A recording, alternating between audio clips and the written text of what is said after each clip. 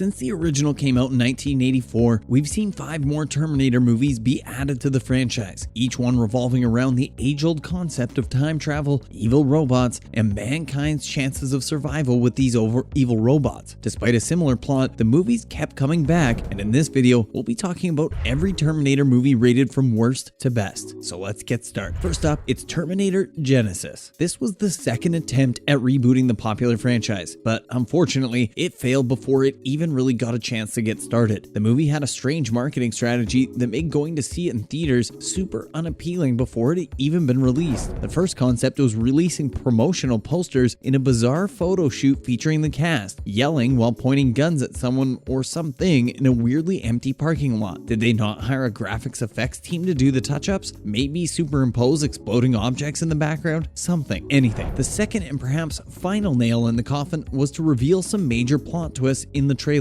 Kinda kills the point of having one, no? And the whole thing just felt like a rushed attempt at trying to get one last epic out before the rights reverted back to Cameron. Now, they even had a great cast. The sad thing is that the featured cast was actually pretty good. They had Emilia Clarke, Matt Smith, Jay Courtney, Jason Clarke, and obviously Arnold back as the T-800 with a seemingly fresh spin on the story, but it's a real shame that the final product turned out to be one big mess. Not even J.K. Simmons could have saved this one. Even a spin-off about his cop character would have been much more enjoyable to watch than whatever this was. Emilia Clarke is a great actor, and along with Jay Courtney, the two are miserably miscast in the roles they've been given. While Clarke makes the most of what she has to work with, Courtney does not. They have zero chemistry together, and for a movie plot that's practically relying on their romantic union to propel them forward, this casting just left us scratching our heads. We have just one question: why? Next up, it's Terminator Salvation. In this 2009 epic, the idea of a future war that has only ever been teased in the rest of the franchise takes a central role with a $200 million reboot. In earlier Terminator films, we saw John Connor in glimpses here and there, but in this one, he fully takes the role of this resistance leader in a world ravaged by nuclear destruction. Sounds cool, right? Well, get ready for a disappointing take, because this movie didn't deliver on all the cool things it promised. Connor was always a supporting character in the earlier films, who's only ever seen near the end, but when Christian Bale expressed interest, the whole script was rewritten to cast him in a more central role. But the question here is, did it work? The short answer is definitely not. He just doesn't feel like the John we've seen before, which makes this even more heartbreaking. Now, what makes it exceptionally bad? The movie follows Connor, his wife Kate, and a resistance team who are continuing to fight the good fight against Skynet. Across the country, there's also a young Kyle Reese, who's leading the resistance in sunny LA, who is ultimately joined by the franchise's weirdest Terminator to date, Marcus Wright. This human-machine hybrid seemingly exists in a movie that does absolutely nothing to explore his idiosyncrasies, and you want to know the best part? This flaw is the movie's entire premise. As the first and only installment in the franchise not to feature Arnold Schwarzenegger, we feel like this one was just doomed for failure from the get-go. What's Terminator without the OG Terminator anyways? If you're into flashy explosions amid dull landscapes, then Terminator Salvation is the perfect watch for you. Moving on to Terminator 3: Rise of the Machines. Sometimes it's hard to believe that it took 11 long years for a third film to follow up with the massive hit Terminator 2: Judgment Day. The delay was essentially a result of an issue with licensing rights, which forced Cameron to leave development on the second sequel. While ultimately, Terminator 3: Rise of the Machines is not the worst work we've seen from the franchise, it does leave the fans to ponder on what could have been planned for the main trio of actors had Cameron stayed to finish the film. With that being said, we still want to give some credit to Jonathan Moskow for delivering a solid blockbuster entertainment number with one hell of an ending. The 2003 film features Schwarzenegger back as John Connors, played by Nick Stahl, Protector, who is fighting against the shape-shifting Terminator, TX, played by Kristanna Loken. And let's take a look at the characters' chemistry. Amidst all the post-apocalyptic future and deadly robotic threats, Stahl and Dane's chemistry actually makes up a strong component of the movie. They provide a human connection that's much needed between all the action and kind of balances out the entire plot line. And now, the weakest parts come in the movie's attempt at making jokes that are poorly timed, to say the least. There's an uncomfortable level of cringe when we see Arnold's T-800 perform the talk to the hand gesture, which just seems archaic and dated. But despite these few shortcomings, Rise of the Machines offers a great ending and has a car chase scene that's done exceptionally well. It may not be as powerful as Cameron's work on the sequel, but hey, this one deserves a watch nonetheless. Up next, it's Terminator Dark Fate. Like Terminator Genisys, this 2019 flick ignores every single sequel since Judgment Day, and the result is a legacy reboot with substance, but despite being the best film since Terminator 2, it didn't quite show up at the box office with the cash flow it should have made. Linda Hamilton makes her first appearance since T2, and along with OG Schwarzenegger, Dark Fate carefully reboots the franchise by following the concept of an alternate timeline. Unlike Genesis, the film actually acknowledges that Sarah and John were able to stop Judgment Day, but a different AI that's self-aware is now the one who's responsible. Made by Deadpool director Tim Miller, Dark Fate leans into the familiarity concept and hits all the right beats without making a mockery of them. The film carefully intersects immigrant rights, as well as we see the premise begin 25 years after T2 at the southern border of Mexico City. A new Terminator, Rev 9, played by Gabriel Luna, is sent into the past for an assassination, and a cyborg teams up with a female warrior to protect a young woman, who is the key to the survival of the human race. And this film is what every other sequel tried to be, with its compelling action scenes, relatable characters, and fantastic finale. Dark Fate is a classic Terminator take on survival that focuses on 3 female leads for the very first time in the series. Now, let's talk about the Terminator. The opening text of this movie laid out a chilling premise and let us know from the beginning that this isn't going to be a film with all the flashy, futuristic battle scenes, but perhaps something much, much better. While a showy battle would have been right up Cameron's alley, financing this massive production was proving to be tricky, so he opted instead for a slick sci-fi thriller set in modern-day Los Angeles. What was supposed to be a way to work with budget restraints turned out to be one of the best films the franchise has made so far. The film is a great blend of retro and futuristic visual imagery that's interwoven with the grit and grime of urban California. The Terminator is as original as it comes, a sci-fi horrorscape with a thrilling concept at its very center. Sarah Connor is played to perfection by Linda Hamilton and lends the right amount of sadness to this thrasher-like film. It's genius. Wrapping up with the Terminator Judgment Day. Saving the best for last. Judgment Day is not only the best film in the entire franchise, but it's also one of the best sequels ever made, period. And this movie comes from a confident Cameron who knows how to beautifully marry action, exposition, theme, and human connection all into one to create this iconic piece. And the film has everything we could have asked for from the original, from the terrifying villain to the shape-shifting T-1000. The film delivers an endless amount of action sequences that arguably look better than most movies made today. Even though it clocks in at 132 minutes, there's not a single moment that won't keep you hooked on the storyline. But for us, the heart and soul of this movie lies in the connection between John Connor and the T-800. Their ultimate bond has us blindly believing in the good of the universe, and that makes the final goodbye in the film just that much more poignant. And the action, the drama, the human element, every note is done to absolute perfection. And that's a wrap for this video. Do you have any thoughts about these Terminator movies? Let us know in the comments below. Make sure to give this video a thumbs up and subscribe to our channel for more videos like this. Thanks for watching, and I'll see you in the next one.